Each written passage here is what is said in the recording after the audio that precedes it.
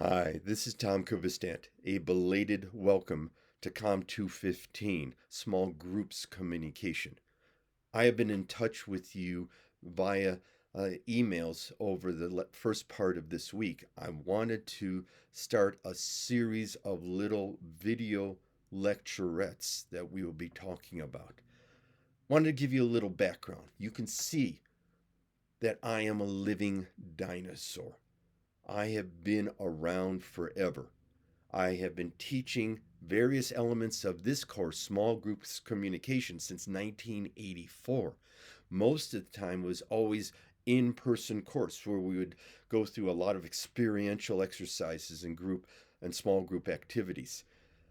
When I was approached 10 days ago to teach this course, I heard that it was not only online, but we couldn't do it Zoom because it was called asynchronous.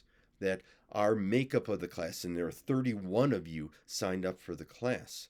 The makeup is from people not only around Western Nevada College in Northern Nevada, but from Utah and California all the way out to Hawaii. So we have a broad variety of people, and from your emails, a broad variety of backgrounds. So that I'm going to be communicating these videos. You're going to be watching the videos so that it's just you and me watching the videos.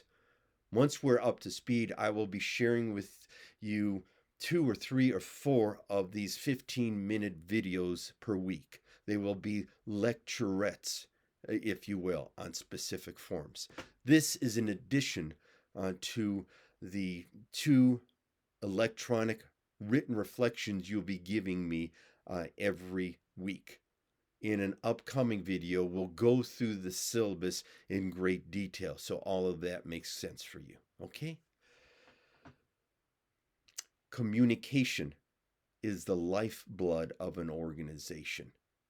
I've been saying that metaphor for over 45 years, that no matter if it's a business, a nonprofit group, a community group, a religious group, a sports team, communication is the lifeblood through which not only information flows, but also relationships flow, and also the lines of communication keep on staying open so that when there are new situations to respond to or conflicts to be resolved, there are the lines of communication there. Without the lines of communication, the information is incomplete.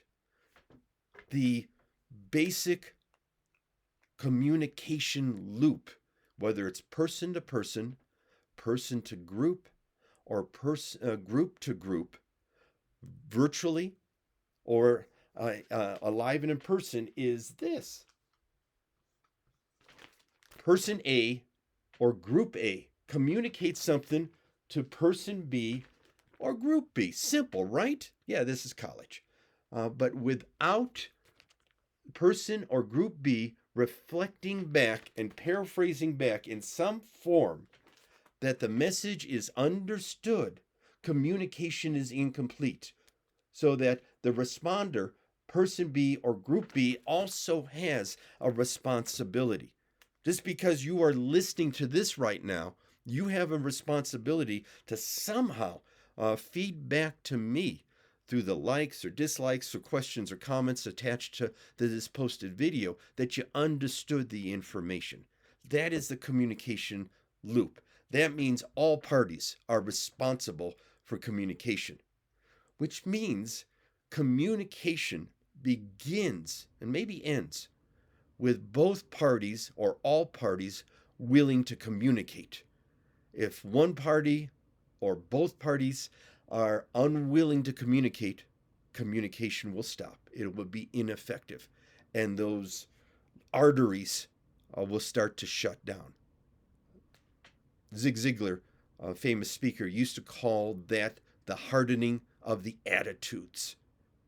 Same thing is that if you're sitting back and being defensive and resistant to any kind of opening of a communication, it's going to be ineffective. Whether when I was a marriage and sexual therapist, a couple would come into me and say, well, we have a communication problem. Well, no kidding. A lot of times it all boils down to that. When I was a management consultant or management coach or retreat facilitator, I would go into the organization and say, well, we have a communication problem. No kidding. But you cannot leave it at that general level, is that you have to become more specific. Is it a supervisory problem? Is it a burnout problem? Is it a morale problem? Is it a lack of a mission and directive problem? That communication is so involved and intertwined that it is essential. Communication indeed is the lifeblood of an organization. And that's where we're going to be going through in this our practical, proven insights and applications and how to improve your communication, how to observe communication within organizations, and how to help people understand things better. Okay? Here's what I'm going to do. In the next little lecturette, I'm going to go through very quickly the syllabus so you all understand what I'm wanting. So I shall see you on the flip side. Thank you.